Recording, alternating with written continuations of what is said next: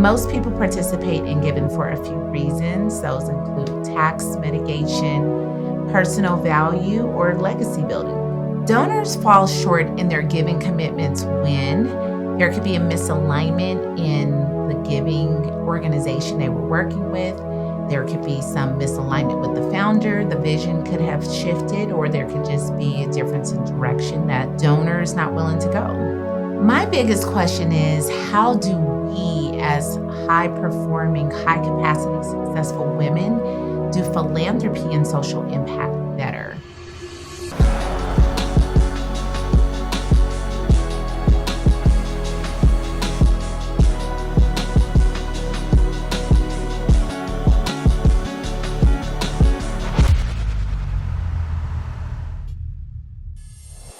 In today's political climate, it's becoming more challenging to engage in equitable giving.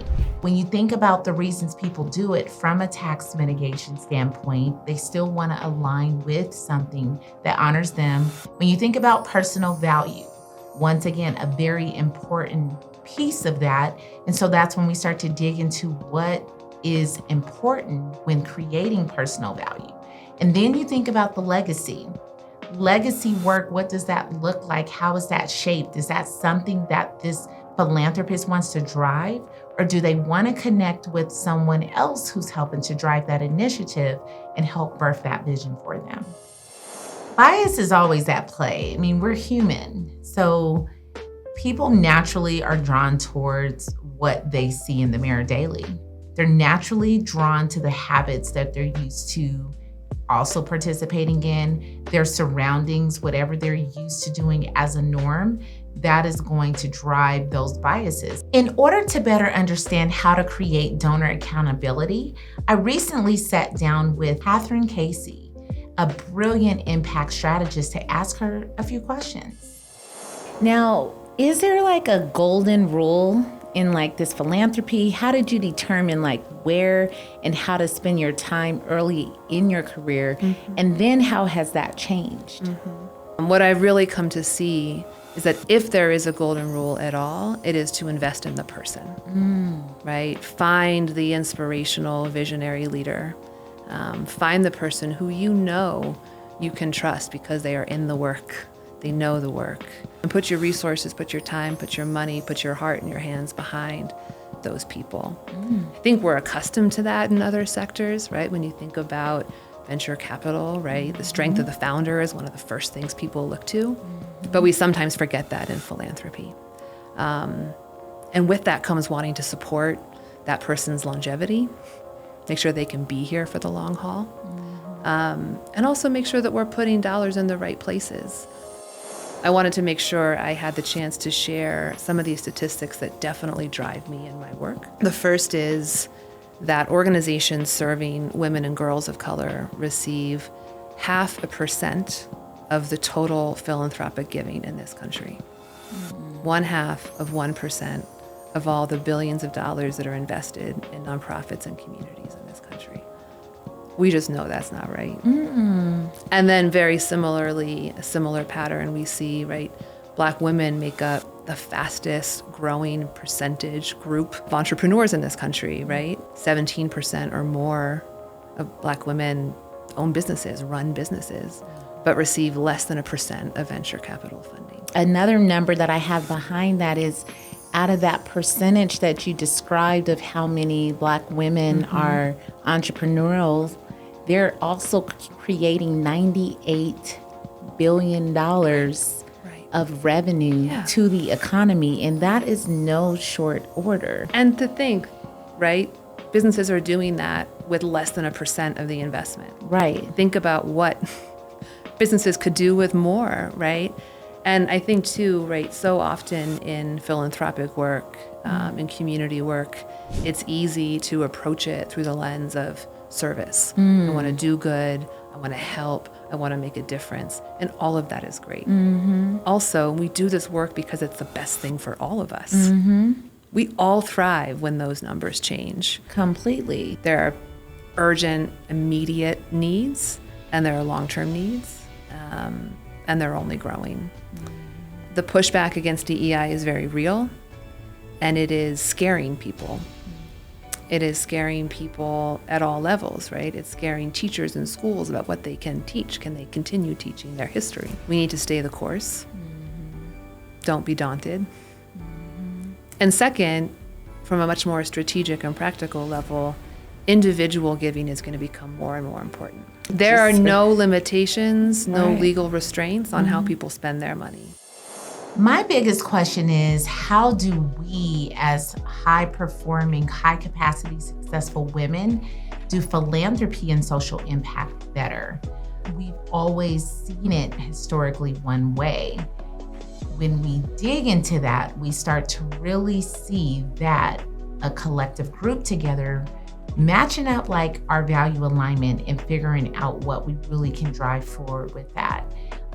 Yes, we can get together socially, but we really are amplifying that word mentorship and really being like intentional about creating a space to really shift the areas to bring someone from behind us forward. So it really starts to become like a machine, and we really are being intentional about it and getting together and sitting in a room and advising one another on another level of what this can look like and what we've seen work and what we haven't seen work with just getting the check, but really getting into it on another level. When I think about the Trail Collective, 3 things come to mind: community, legacy, impact. From a community standpoint, not only are we impacting the community, but we're building a community within our community.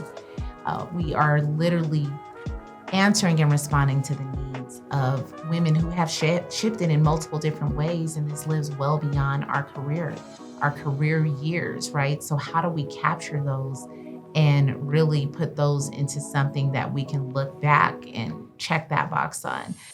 The Trail Collective is more than a social club, although that is one of the components. But when you actually look at social philanthropy as a whole, social is just one part of it. The rest is truly like amplifying the mission of Trillionaires Foundation, which is the nonprofit. So those legacy opportunities are in those areas of career exposure and career readiness and being able to leave a legacy with something that you've done with your life's work that someone can carry on and naturally be able to pass the baton on to the next person that might not have had that opportunity. And that's why I love the corporate social investment. Yes. Because it's a combination, right? And when we talk about that political climate, I was at from one side to the other last night. Okay. I was, it's like I'm in, but what I saw in both rooms, one being like one window of time, they really had the same core need because there was the group that's like, hey, you're hearing some messages and we all vote this similar way. We're not as different as we think that we are from a core human need, right? Yep. And then from there, it's almost just how are we addressing this again together? Right. And so there's multiple opportunities for those rooms to really unite. We've got to learn how to talk to each other. It's a hard time. There's so much polarization. I love what you said at the end of the day. We're all humans. We can see each other as humans. And people with different backgrounds, experiences can come together around a shared opportunity. Running a foundation has been one of the greatest challenges and gifts in my life. Definitely alignment with the purpose is one of the gifts, right? It's major because this is like legacy building in the moment with the name and then the meaning with when you're thinking of a trillionaire, billionaire, millionaire mindset, which is what Trillionaires was created off of. Get to see and be right in the middle of developing what I want to see and what I felt was missing. But then I also am attracting so many women who have so many similarities that I didn't even realize. They are wanting to do the same thing, having some legacy that they want left behind, being able to pull people forward, trying to figure out where's a good space for them to do that, do that in a way that honors them, that they can actually see it unfold, and even really help shift something else we didn't think about. We don't talk about this enough in philanthropy, I believe, which is we've got to help people and organizations build wealth, right? The wealth you have is much more sustainable than the dollars you ask for. So true. And so, we can talk about that at the individual level, with supporting individuals to build generational wealth through business, through enterprise, through investment. And the same is true for organizations, right?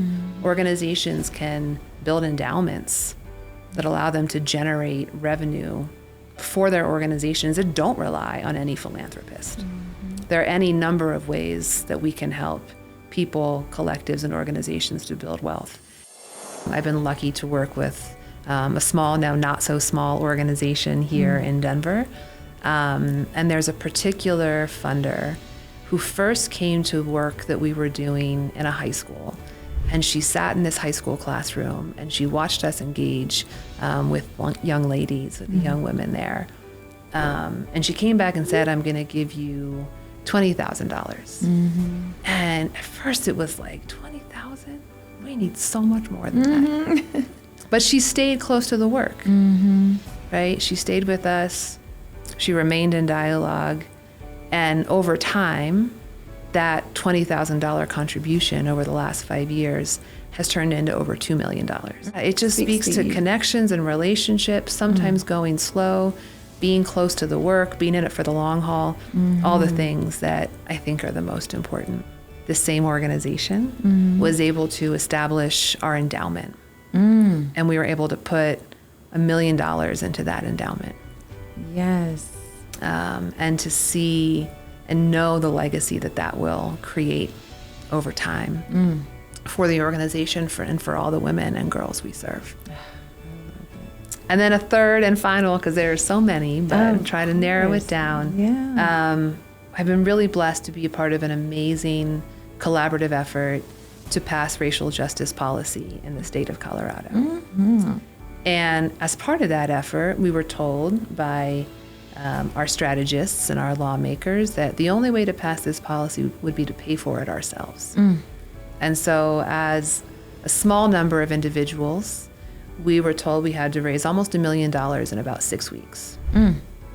And it seemed daunting, but sometimes the greatest challenges are the most fun. Yes. And we did it. Yeah, sure. Right? And it was not just exciting because it was a triumph or because it was one person out there doing the work. It was a triumph because there were over 120 organizations that came together in a coalition. Right? And it was corporate donors, it was foundation donors, it was a lot of individuals. It was getting people together at lunch meetings, 10, 15, 20 foundations at the same table. It was getting 10, 15, 20, 30 individuals together over cocktails, right? It was all this work to come together and say this is genuinely collective effort. So it was a huge win, right, for our state, and just a testament to doing this work in collaboration. Yes, and that is exciting, right? And it speaks to all the things that you spoke about throughout this entire time of what that individual giving. It was really the collective. It was a mixture in a short time with the call to action and people all just doing. So it's like it proves that, and that's in a 6-week period of time. Being able to pull people forward, trying to figure out where's a good space for them to do that in a way that honors them, that they can actually see it unfold, and even really help shift something else we didn't think about, is fueling this purpose like on another level that I really just couldn't even have described. We get to create legacy with some of the favorite things that we enjoy doing. Then you think about the impact that fuels the soul, right? You get to directly watch in the moment something happening in the world and changing it in a way that you actually got to participate in designing. And I couldn't be more thrilled with watching all of them unfold.